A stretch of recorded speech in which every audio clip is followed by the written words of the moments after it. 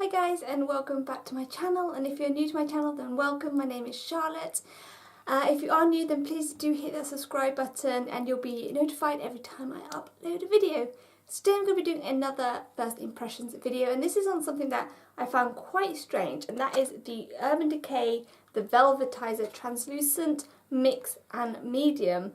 And basically what it is a translucent powder that you can put on top of your foundation as normal. However, you can also add it to your foundation to add a sort of a matte finish and extra coverage, which I just thought was insane. I thought, how does that work? So I want to give it a go on camera first of all and just sort of see what this is all about. So on the packaging it says, velvetize your foundation with this universal mix in medium. Mix a dime size amount into your foundation to create an extra velvety feel with a beautiful matte finish and added coverage. Our high-tech formula provides a smooth, soft focus effect for a perfected complexion. So all really good things if it works. So as you can see, I haven't opened this at all.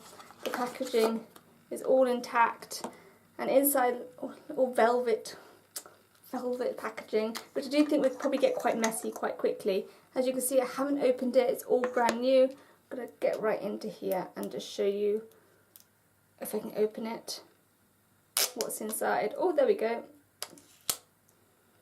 So it has like an Urban Decay little bit inside and 4 little holes for the powder to come out of. So I'm going to zoom you in closer and then we're going to start mixing and getting on to actually applying the foundation. Okay, so to begin with I'm going to add some primer. I always add a primer before I put my foundation on, so I thought I would do exactly what I would normally do so that I can actually test it to see if it's any better than I would normally wear. So I'm going to put on the Beauty Pie Matte Retouch Pore Minimising Primer, which I've really been enjoying lately, and I've also been really enjoying the Dermalogica Hydro Blur Primer as well. But I'm going to start with the Beauty Pie one today.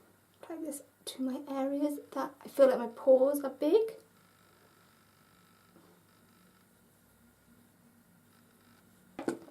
Okay, so I've got a little glass jar here, and I'm going to try it with the NYX HD foundation, and I actually got this the other day and I've been wearing it a lot and I really like it.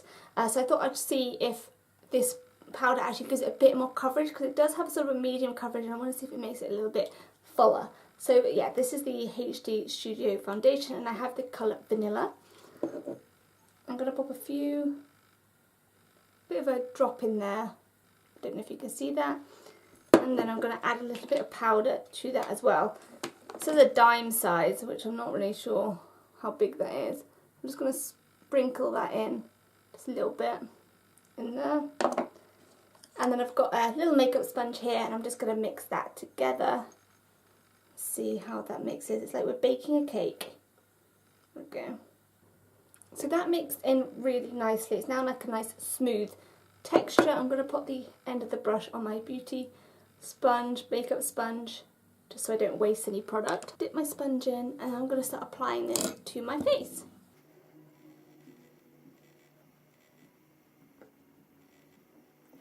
So it's going on the same as it normally would go on, the foundation.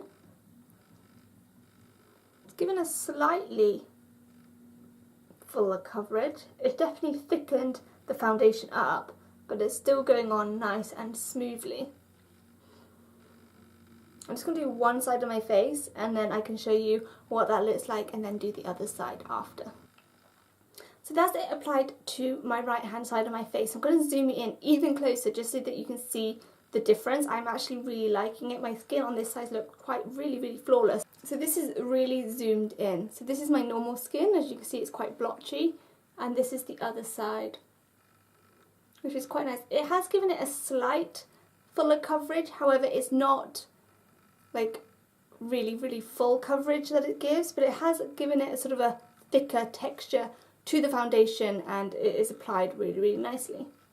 This is the side that I have most of my flaws on, so I have quite more redness on this side and I always find it harder to sort of get this side right on my face. I think we all have a preferred side and that's definitely not my left side. So that's both of my sides of my face complete. It has applied really nicely, really smoothly, and I'm really happy with that. I think it's really pretty. My skin looks really nice and flawless, and it hasn't made the foundation sort of as much coverage as maybe I'd hoped for, but it's still really, really pretty, and I'd actually be really interested into adding it to an actual full coverage foundation and just seeing the effects of that as well. But for this foundation, it has made it very, very pretty, and it applied really, really easily. So I'm going to go ahead and apply all my other products, and then I'm going to come back straight to you. So I've just applied a cream contour, highlight and my concealer, and I'm going to see what this powder's like if I powder on top as well. So I'm going to shake some out into the lid. There. I'm just going to use my makeup sponge again. This is one from Morphe. I'm just going to tap that on the areas that I prefer to be a bit more matte. For basically my T-zone. Let's have a look what this does.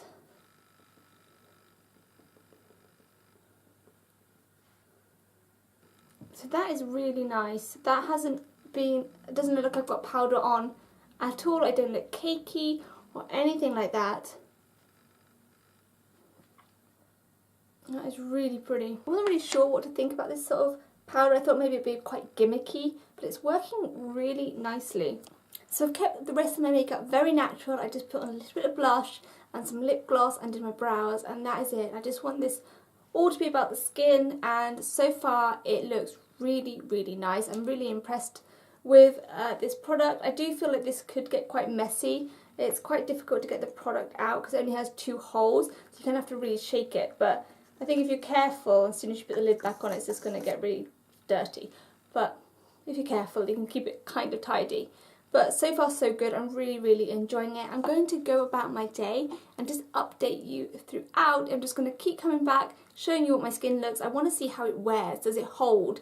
You know, will any of my foundation pick up? Will it get cakey? That sort of thing. And I want to share that with you. So I'm going to keep updating you throughout the day. So I'm going to come back in a little while.